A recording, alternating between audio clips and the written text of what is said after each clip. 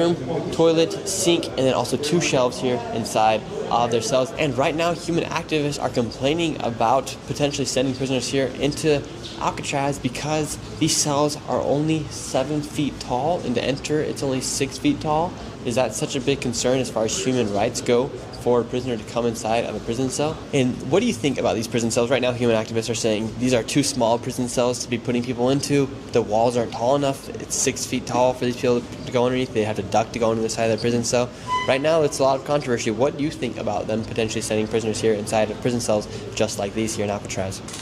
I think if they're a prisoner, they don't need anything fancy. And I've also seen people in America living in worse conditions than this. At least in here, they have a toilet. I've seen a man who lived in Oakland, right outside of Oakland. He doesn't even have a toilet in his house. He lives in a shanty town. He has to go to the bathroom outside. At least prisoners have a toilet and running water. People are worried about the cost and about the human rights as far as sending a prisoner here. However, we know that would cost a lot more to do nowadays, especially with trying to bring in new technology inside of these prison cells. But the question is, what would they actually have to renovate here inside of prison cells if this stuff is still working, the steel is still intact, the walls and the concrete is still there, the paint is falling apart. A lot of these places don't have any more running water or any toilets inside, but how much would the actual cost of Alcatraz be?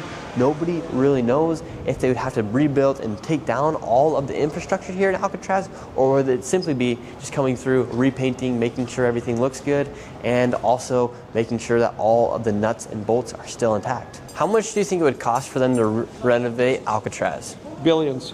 Billions of dollars. None of the pipes are working. They're all rusted out, corroded. The concrete is 110 years old and hasn't had any maintenance on it. There are places where you could stick your hand through the wall. They have to do an entire renovation of everything.